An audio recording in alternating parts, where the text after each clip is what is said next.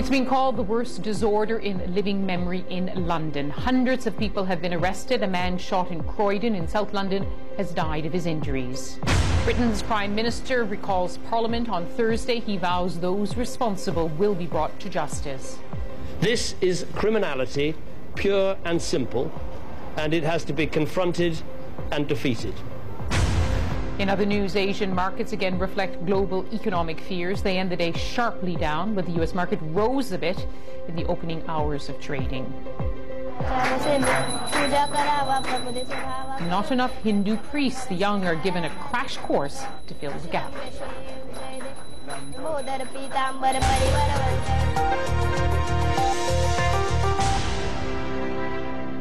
Welcome. First on this edition of The Hub. Police here in London are braced for a fourth night of tension after what's been 3 days of rioting and looting across the capital. Prime Minister David Cameron has said 10,000 extra police are being drafted to respond to what he called criminality, pure and simple. So far, at least 10 areas of London have been affected. Some of the worst fires were in the south, in Croydon and also in Clapham. Other parts of England also saw unrest: Liverpool, Birmingham, Bristol, as well as smaller cities like Reading and Oxford. These unprecedented scenes prompted the Prime Minister to cut short his summer holiday and return to Britain. He says those responsible will face the consequences. He's recalled Parliament for one day on Thursday to debate the crisis. So far, several sporting events have been cancelled. They include England's football friendly with the Netherlands on Wednesday at Wembley Stadium. But test events ahead of the London Olympics, including beach volleyball, cycling and badminton, are going ahead as planned. Just a short while ago, the Mayor of London, Boris Johnson, who's also cut short his summer holiday, was in Clapham in South London to see for himself the damage caused by 3 nights of violence. During the visit, he was heckled by some members of the public who said they were unimpressed by their lack of protection that night.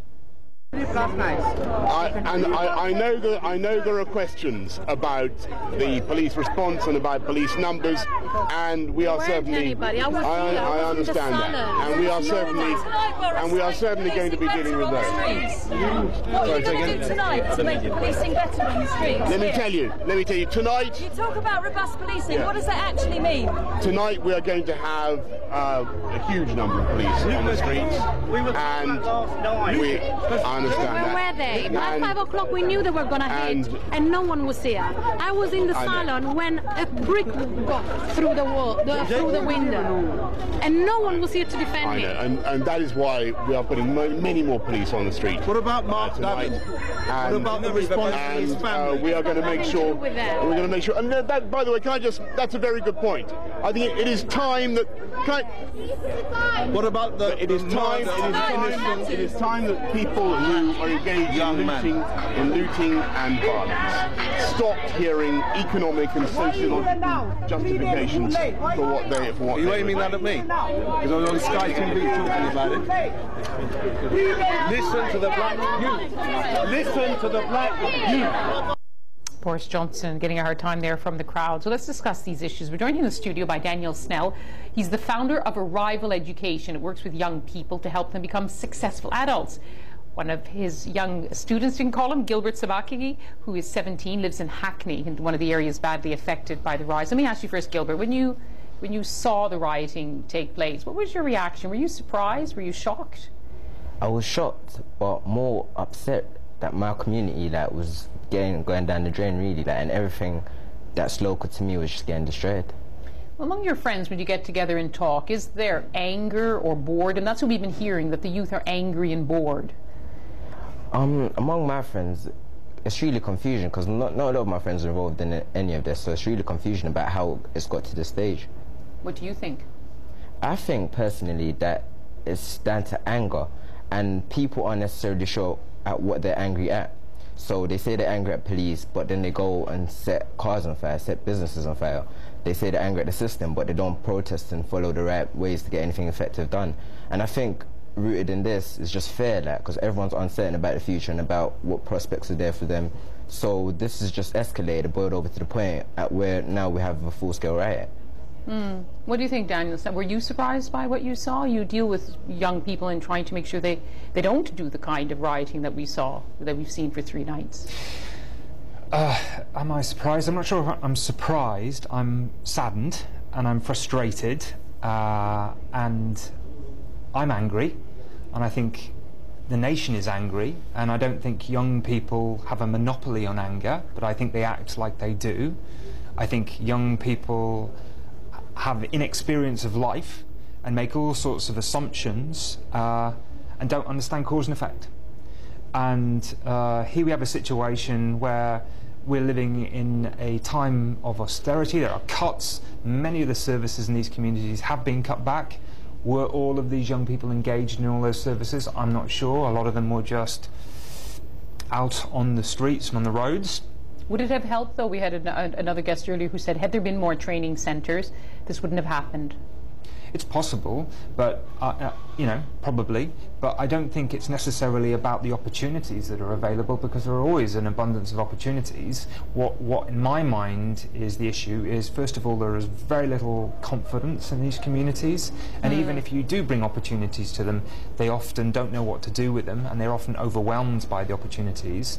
And secondly, there aren't really pathways into experiences that they would consider aspirational or into work, really. So what are you trying to do with your arrival education, which sort of talks about aspiration and success? What could make the difference? Well, I think... Look at these scenes, extraordinary. Yeah, they are extraordinary. I mean, people around the world have been shocked. Yeah, and I think we're all saddened and disappointed by that as well. Is it bigger than society has the means to deal with? Well, I think there's 20 years...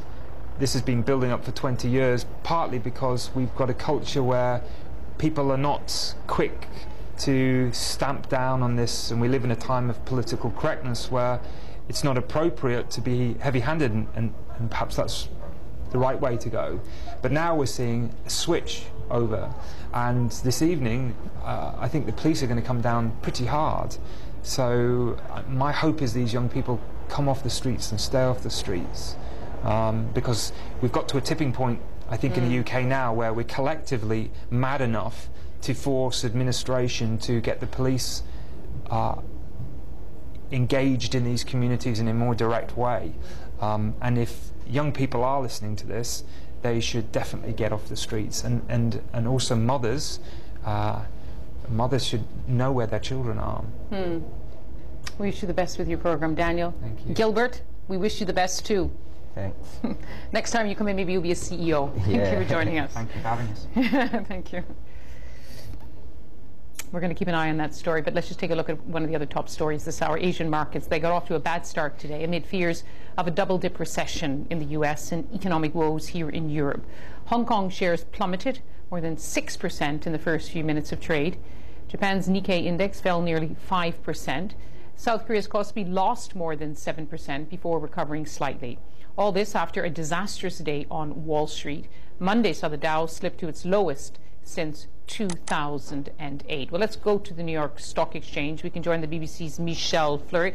Michelle, a little bit of a rally there this morning. Has it been sustained? It has for now, Liz. I can see right now the markets are up here more than 200 points. Not much has changed between yesterday and today. I mean, the risks still remain the same. There are concerns still about US growth, about the European economies, but the big change has been that here at least we're seeing some sort of green on the markets all across the board. The major indices are higher. Michelle Fleury, thank you very much for joining us. You're watching The Hub with me, Lise Doucette, coming up on the programme. London riots play havoc with sport. The English match with the Netherlands has been called off.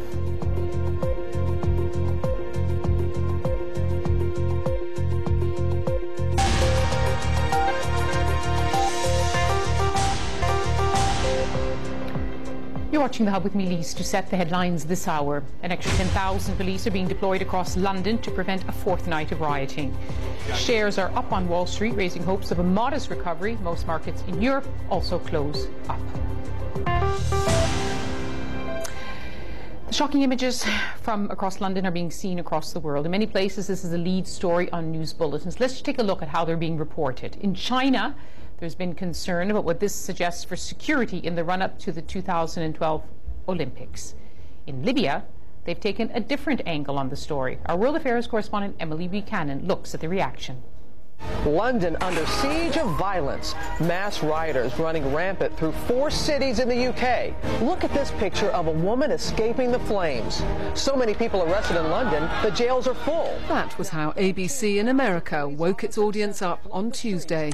In London brannten viele Häuser und Autos. The dramatic footage of fires and looting led TV bulletins across Europe, Australia and in China. 伦敦西部伊林地区也成为骚乱目标。 This snapshot of Britain has also splashed onto the front pages all over the world, along with attempts to analyse why the unrest is happening. The Washington Post talked of the powder keg of poorer neighbourhoods.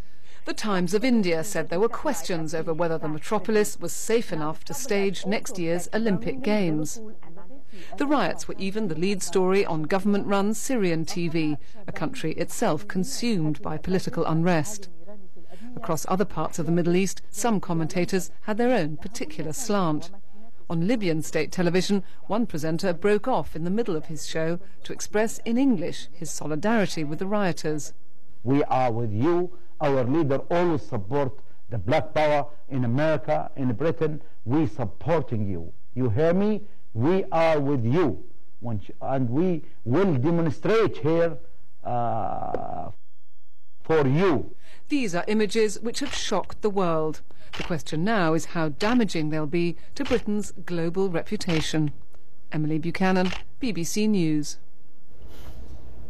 We'll continue to keep an eye on the riots here, and it's had an impact on sport. Francis Collings tells us more.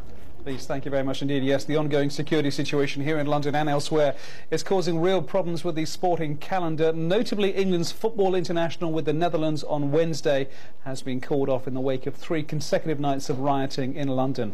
Effectively, the police do not have the resources to cope with football crowds at the moment, especially at Wembley Stadium in North London. As you've been hearing, looters and rioters have clashed with police at different locations across the city. 4 domestic games in the English League Cup have also been postponed. Well, earlier the chairman of the English Football Association, David Bernstein, spoke about not being able to guarantee the safety of the players, the decision taken after consultation between the police here in London and local government officials for the Wembley Stadium area. It wasn't the targeting of the game, it was the question of a source. Both of the police, the other emergency services, question of transportation. There's issues about, I think, transportation at the moment. A lot of issues, certain concerns about protection of players of both sides, travelling in coaches and so on. So there's a lot of issues. At the end of the day, we were not in a position to be given the licence that we needed to open the stadium for this match. So we had absolutely no choice. By the way, there was also due to be a friendly match between Nigeria and Ghana in the town of Watford, which is close to London. That game has also been cancelled today. Well, after the cancellation of the England-Netherlands football match, doubt has been cast over whether the 3rd cricket test between England and India could go ahead in Birmingham on Wednesday. Birmingham has also seen some problems. Let's hear from the respective captains who have spoken of their desire to play the game. The most important thing is that we prepare that the game's going to go ahead as usual. I think it will do. And, if we can take people's attention away from what's going on, that's a good thing as well. Just finally on this for me, is there anything that could change that would change your mind? I mean, potentially if anything got worse again this evening in Birmingham. I don't think it's to do with us changing our mind. I mean, we're very safe, we've got good security. So it's only if the authorities decide that it's unsafe for the game to go ahead in terms of stewarding or policing that things might change, but at the moment we've been given no indication to suggest that's going to be the case. Well, there are concerned authorities, who will be dealing with that, from both the sides. I think, there are concerned officials in BCCI who will be having a look over that. So that's one of the main reasons why, as cricketer, I don't even need to have a look on that. We'll try to do what's in our control, and that's of course, preparing for the game.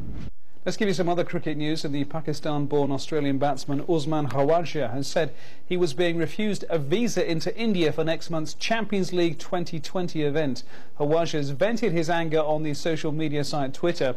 He made his debut for Australia during the last Ashes series against England. Cricket Australia, they've confirmed that Khawaja's visa has been held up, but they said they were confident of resolving the issue before the tournament starts. That's the sport for now. Lise, back to you. Thank you, Francis.